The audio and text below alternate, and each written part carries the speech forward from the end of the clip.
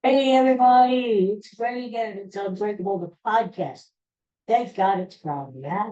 Friday, October the 4th. Listen to this. The boss, Bruce Springsteen, born in the USC.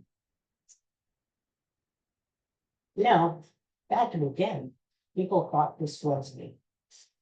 This stuff I read because, uh, and yeah, he was a little confused, and people were like, "Oh, this is a good USA song." Well, if you listen to the words, it's actually like sometimes the USA, that's actually like that about war and stuff. That's funny. That's the boss, and I'll tell you what. The boss came through yesterday. He endorsed Kamala Harris, and he gave a great video. It's like a 2 minute video, and he laid out his case. And I tell you what, it's very compelling because now Harris has the endorsement of Taylor Swift, Bruce Springsteen, the biggest entertainment artist in the world. Trump has killed him. Is he even still alive? Ah, Alexa, stop. I mean, I could listen to that. But yeah, other fish to fry and stuff on this food. So, uh, guess what? It's National Smiling Day. And ironically enough, I just came up with the dentist. It wasn't planned this way. I just happened to have an appointment on National Smiling Tooth exam and things A-OK. But so smile and look who had one of the best smile I've ever encountered on the bunker. Look, that not we put him front and center and not see him in the front. Look at his teeth. That was me pre-orthodontist. Pre-orthodontist. That was good. Bud God we was the bud God. The drugstore. Anyway, so here's what I went into the dentist today. Hi, dentist. She's very nice. Uh, and I think she's Polish because she has a little bit of an accent. I haven't been understood. I should. I should ask her. Yakshimash? See if she remembers him. See if she knows it. But since I'm so fluent in Polish, you know, Yakshimash and Dobry, those are the only two sentences I know. Um, but here's my point. I knew she was having a bit dead. And my philosophy in life is life lesson number 2017. If you know somebody's having a bad day, and if they cause pain in your life, offer them something to make their day pleasant. So, I figured, well, she's the hygienist. She's going to be the one with the picky thing there, the chisel and the hammer and the saw and all that good stuff. So, I think what you should do, I've learned this through life. If you encounter somebody who might inflict pain on you and they're having a bad day, just say, first of all, ask them, say, hi, are you having a bad day?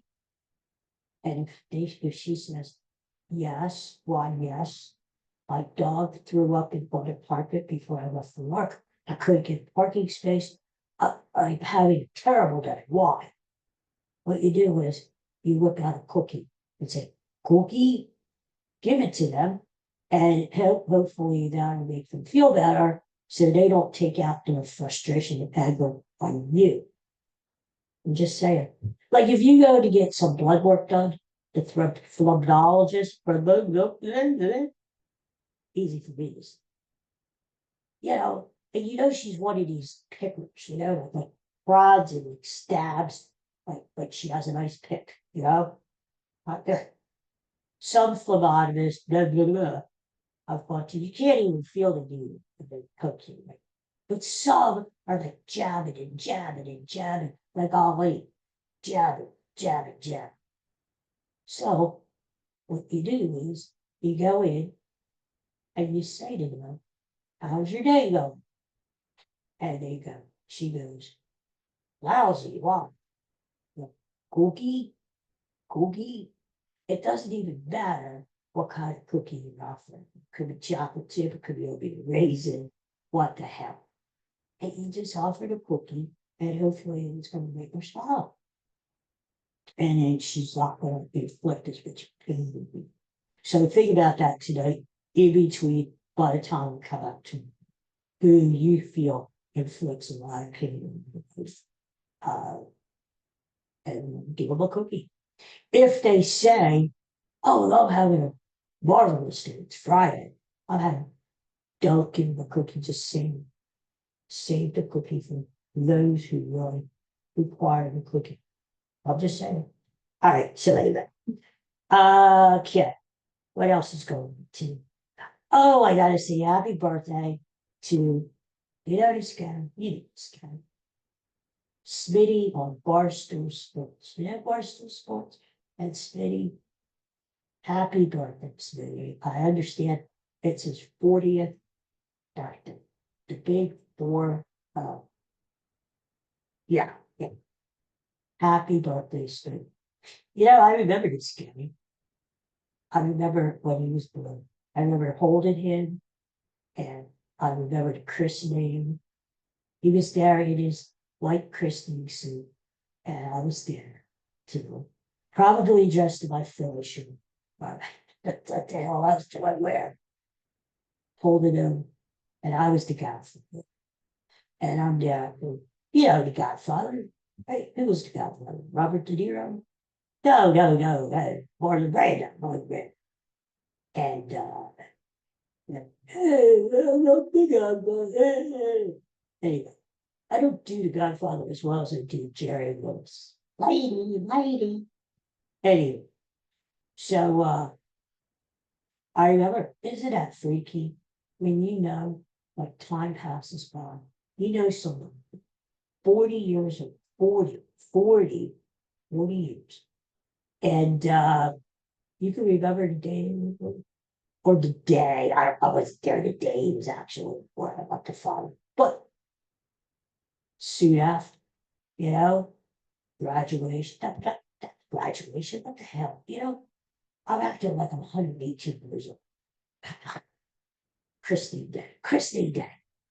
And I remember it. And then you have a guy who's 40. So time flies, doesn't it? It's just remarkable. It's hard to believe. All right. Without any further ado, how about this now? Phillies-Mets. Mm-hmm. Phillies-Mets. Well, here's what I gotta say about that. You know, the Phillies and the Mets have played over 1,000 games together against each other, and they have yet to play one home game against each other. Tomorrow will be the first. And there's a reason for that. The Mets came to be in 1962, 1960, around it. And really, for the first 30 years or so, the Phillies and the Mets were in the same division in the National League East, so they couldn't play with each other. So really in the last 30 or so, that's when they split the divisions up. Now, you know, when I was a kid, about back in 1822, back when we used to have blizzards. Anyway, 1822. And it used to be like 12 teams in the league. And it was just the National League. So you actually had to win the National League to get to the World Series. There wasn't this forced mumbo jumbo. You got to the World Series if you won the National League. And American League, that's the two teams up to play for the World Championship. And then I guess it was like, yeah, I guess it was the 70s or so. They split the leagues into divisions, East and West. Well, that's still, since the Mets were in the East, they still could play the Phillies and play it. And then it was, I guess it was the 90s, maybe 90s, that they started multi-iterating. They split the divisions up into East, West, Central. And then they started introducing the wild card, you know. And before it was only one wild card. Now there were like what 15 wild card? It was something crazy. So so it was very different. So now conceivably the Phillies played the Mets, but it's still like 30 years since they've had the divisions in the wild card. Phillies Mets haven't played, but that's coming to it and to play to it. So here's the deal. You got the Mets. They're calling them the Miracle Mets again. Gag me with school, check. And they got this sign because what did the announcers say? OMG, OMG. Now all these stupid Met fans have the OMG. So, oh my God, oh my God. And that's like their catchphrase now, yeah. So they're on a roll because they almost didn't get in. Braves didn't take care of business on Monday and hope. If the Braves would have swept that doubleheader, the Mets would have been on the outside looking. But yeah, those Braves, you can't count on those stinking Braves. They split, so they both got into the moves. Duh. And so what happens? The Braves got locked out in 2 games because they had to go play San Diego in San Diego. And San Diego's a hot team. Meanwhile, the Mets got on a plane and they went to Milwaukee and played the Brewers. All right, so not easy, but not the task like the Braves had playing in hot countries, okay? So, to the Mets' credit, they came back last night. They were losing 2-0 into 9th inning. They came back and won the freaking game. And they're celebrating. They won the World Series or something. Hey, calm down, Mets. You've been nothing here. So they have the honor and the privilege of playing with Phillies. Here's the way I look at it. So Phillies are heavily favored series. And rightfully so. It's a 5-game series, best out of 5, whoever wins the win. Phillies have home field advantage. First 2 are at Citizens Bank Park, Saturday and Sunday, 4 o'clock. Next 2 after that are at Citi Field in New York, Tuesday and Wednesday. Game 5, if necessary, is next Friday. Time to be determined at Citizens Bank Park. Guess who has tickets for that game? Daddy down with the memory. But let's hope they're not voting. Let's hope the Phillies sweep, or let's hope the Phillies take it in full. Just in case, I got the tickets. I'm ready to go. Ready to move. All right, so here's the thing. The Mets are coming into this series with momentum, bunch of confidence, a lot of confidence. The Mets always come first.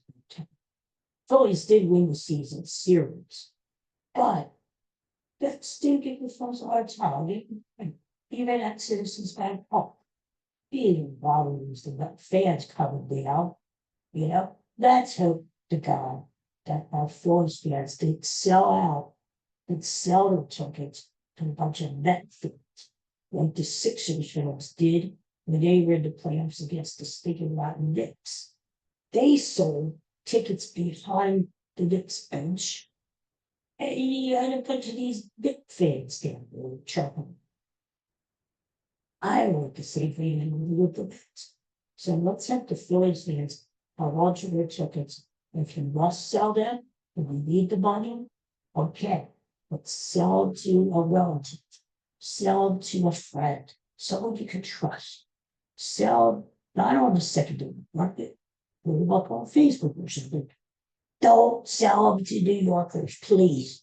But we'll see tomorrow, right? If there's Met fans in there, they're like, that's going, that's going, that's so annoying. Then we'll the Phillies games. Yeah.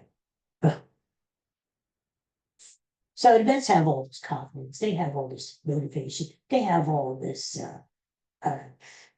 momentum. But the Mets pitching staff is in disarray because, they're not sure. Yesterday's game was do or die.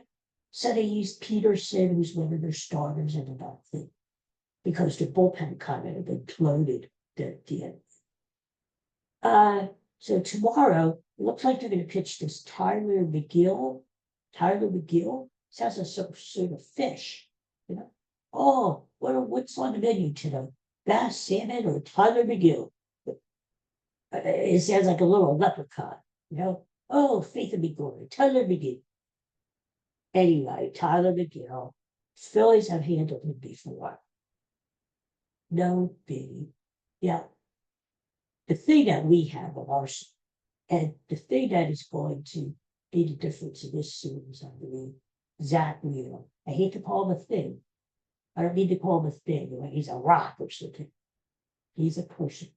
And Zach Wheeler is going to be the difference because they don't have a Zach Wheeler. I wish they did. They used to have a Zach Wheeler. Zach Wheeler used to pitch for the Mets. But guess what? They let him go. They let him go. And then we have him. And he always gets pumped up when he plays the New York. I anticipate Zach Wheeler striking out like 7 guys tomorrow. He's going to go deep in the game. It's the playoffs, damn it. It's the playoffs. He's going to go deep. He's going to strike out a bunch of Mets. And he's going to be good. So that's going to be the difference. We have Zach Wheeler in game 1. We potentially have Zach Wheeler coming back in game 5 next round. So Phillies are off. Now, a lot of people have been debating, is it good to have off? Or would you like to just keep playing as a wild card team? Well, to me, I'd rather have off. Why? Because you get time to rest.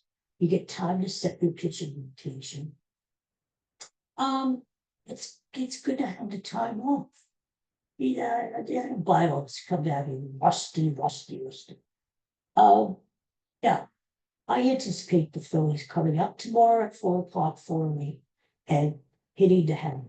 Well, I think the Phillies are on a mission. The Phillies remember what was like last year when they choked. And I'm a Phillies fan. You see it? Look at the goal. They choked. The last 2 games of that Arizona series, both at home, they know. They choked. It's not going to happen this year. The Phillies are not going to take a game for granted. They're going to be even tougher at home. The fans are going to go crazy because it's a playoff game and it's the state of the Mets.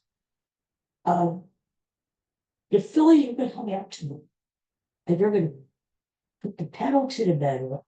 Can I think of any other cliches? The pedal to the metal. They're going to put the axe to the grind. Anyway, they're going to come out and they're going to take the bull by the horns. Forget that one. The bull by the horns. And they're going to take control. They're going Phillies tomorrow. Wait, it's coming to me. I'm like Karnak the Magnificent. Remember Johnny Carson? Karnak the Magnificent. He would hold an envelope up to his head, and the Karnak would get the message. It's coming to me. Karnak says, Phillies win 6-2. Breaky. 6-2. So there you go. That's yeah, one game at a time. But Philly's got to take care of business on Sunday too. Now, whether that's going to be Christopher Sanchez or Aaron Nola, we don't know. I think it's going to be Christopher Sanchez because he pitches better at the. His ERA is actually 3 runs better at Citizens Bank. And I think, knowing the manager, he's really into analytics and stuff. I think he's going to want to break up Wheeler and Nola and put the lefty to on Sunday. So, and Aaron Nola, he's used to going up to New York to pitch. Don't forget, Aaron Nola is in the record books. He struck out 10 guys in a row. He's in the record books now. Tom Seaver. And he did that a few years ago. Where? In New York. There you go. So I think Noah will go game 3. Game 4, we have to get down on our knees if you can. But we have to really work. Hopefully there's not going to be a game 4 because hopefully the Phillies are super great. But if they don't, if the Mets get lucky into the game, we're going to have to pray because we have Rangers Swords. Okay, now some of you might say, oh, Rangers okay, Rangers good. Right, look at Ranger, he won 12, 13 games or so. He's good. He was good up until he got hit on the hand by a long drive. Rangers not that good anymore. His velocity's down. Plus, the other thing is he's not locating the ball where he where he wants the ball. That's even more of a concern than the velocity. You can get away with decreased velocity as long as you're throwing your pitches where you want them to go. Unfortunately, he's not located. And that's a concern.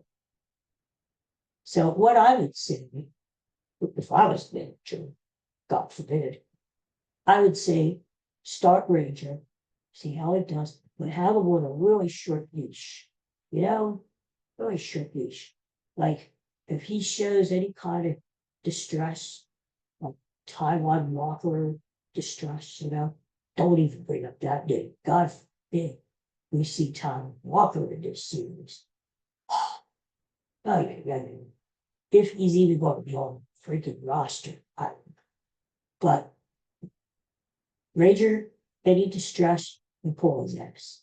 Get him the hell out of it. You have a rested bullpen. They haven't pitched in a week.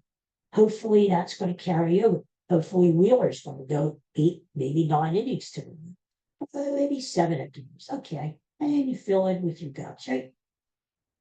But if the starters do what they're supposed to do, the bullpen is going to be refreshed. They could he could almost do a bullpen game in game 4. And again, if you need game 5, you have Zach Wheeler in your back pocket to use. So that's what I would do. The hitters have to shoot. Drake, let's be frank, you and I were friends. We've been talking to each other here for what, over 400 episodes, right? And it's like you and I are sitting on the deck having a beer. Look, pink. This isn't pink lemonade. This is water. Water by Philadelphia accent. Water. There it is. I just added a little to spicier. We're sitting on the deck talking, or we're talking over with friends, or whatever. Superstars have to play like superstars. Bryce Harper needs to step up. Trey Turner needs to step up. JT, Castellanos, Schwarber, my buddy, he needs to step up. These guys need to step up The Phillies need to score at least 6-7 runs a game, like they're capable of doing. Alec Boone, Bryson Stott has to step up. All these guys. Brandon Marsh, step up like you usually do. And then we don't have to worry about, you know what? Think of these stinking Mets as the stinking Braves, right? You got rid of them the last 2 years. The Mets are the Braves. Get rid of them. Goodbye, goodbye. Move on to the Dodgers, Padres. So the bats have to come alive. Yeah, they can't be like this, like they were last year, swinging at bad pitches. You know, the thing is, the Diamondbacks had their number. They knew how to pitch the Phillies. They made the Phillies chase. They had Bryce Harper so frustrated. Maybe they gave him one strike and rolled freaking at bat. And then they would throw the ball to Gil, or they would throw the ball over his head, right? So he was frustrated. And he started chasing, as did the other players. Castellanos looked like he was swinging with a shovel instead of a freaking baseball bat, right? They all chased. Can't do that. Make these Met pitchers throw you strikes. When they throw you a strike, hit the damn thing. Stop this analytic shit. You know, stop the analytics. Stop the walk channel. When you see the ball, you hit it. Hit line drives. Keep the rally going, right? You don't have to hit home runs all the time. Keep the rally going. Don't strike out. Strikeout killed it last year in playoffs. Too many strikeouts. And that's another, that strikeout is they're not trying to do the launch angle thing. They're swinging too hard. They're swinging big pitches. They're over anxious. They're not waiting for strikes. And when they get a strike, they're not hitting the strikes. That's it. So they have to have a better play at the plate this season, this playoff season. A better player. And it depends on the pitcher, of course, but overall, they have to have a better philosophy than they did. So that's our game plan. And so my prediction, you know what? I'm not scared of Mets. Are you scared of Mets? If you are, get a dog. I got 2 dogs. I don't. I'm not scared of you. The only team that I'm scared of, and I use that word lightly because I think the Phillies were on a mission. The Phillies blew it last year. They're not going to blow it this year. They are on a mission. The stinking Astros are gone. The Diamondbacks are gone. The Braves are gone. Gone. And they could be the executioner, maybe a little harsh, of the Mets. And don't be afraid, right? If there's one team, I'm not even afraid of the Dodgers. The Dodgers have Ohtani, okay. But the Phillies handled Ohtani a little bit. When he came to Philadelphia in July, he had 2 hits on him in the 3-game series, and both of them were singles. Ohtani did better. Now, I'm not saying he won it better if they had a series, but see, they know how to pitch things. And the Dodgers pitching isn't that great. Tyler Glasnow is hurt. And it's not that great. The team I am new with is the team I mentioned to you. That one was Ferguson. San Diego Padres. San Diego has a good team, so they have experience and humbling. It's going to be a hell of a series if the Phillies meet up with the Padres again in the National League Championship Series. Phillies would have home field advantage. They're going to need because I would be surprised if that series came down 7 games. There's just something about those Padres that just, gives me the heebie-jeebies, the heebie-jeebies. So, but I'm not afraid of the Mets. Lord knows I'm not afraid. So, bring them on, run. Come on, boys, let's do it. The other play, I'll have a show tomorrow. Yeah, I'll have a show tomorrow. Probably same time, late morning, and we'll talk about my football picks this week, and we'll talk about baseball. But yeah, I like the Padres to beat the Dodgers. I like the Phillies to beat the Mets. Padres, Phillies, National League Championship Series. In the American League, the Yankees will win. And I'm really tempted to pick the Tigers over the Guardians. Why? Tigers are the same division. Tigers, I don't know, something about that Tiger team. The little team that could. I told you yesterday, payroll was $18 million. But there's something about it that I like. So, all right. Just like nobody would pick the Tigers to beat the Astros, but I did. I'm going to say, I'll lay it right out on the line. Yeah. Tigers are going to beat Cleveland. Tigers, Yankees, American League Championship Series. Right, wouldn't that be a great postseason for the Phillies? Take care of the Mets. Beat the Dodgers and Padres. But and then take care of these stinking Yankees. That is sweet because the Yankees came to Citizens Bank Park. I know my voice is getting loud. They came to Citizens Bank Park and swept the Phillies in July. And again, you had all these New Yorkers coming out, and they were like, getting the Yankees are be better. Don't forget 2009. Don't forget 1950. I could win it. Okay. 1950 is even before my time. I think of my ancestors. I think of my family. I think about my family tree and family. 1950 had the Whiz Kids, Richie Ashburn, Robin Roberts, Chick Cunstable.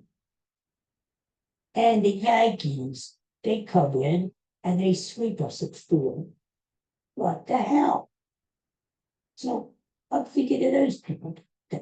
I'm doing it for my own relatives now. God bless them.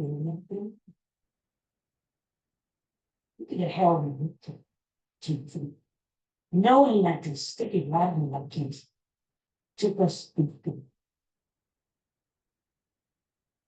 this is the time of things to seek revenge and to get that revenge. Take care of the Mets, take care of the Dodgers, Padres, beat the Yankees, win the World Series.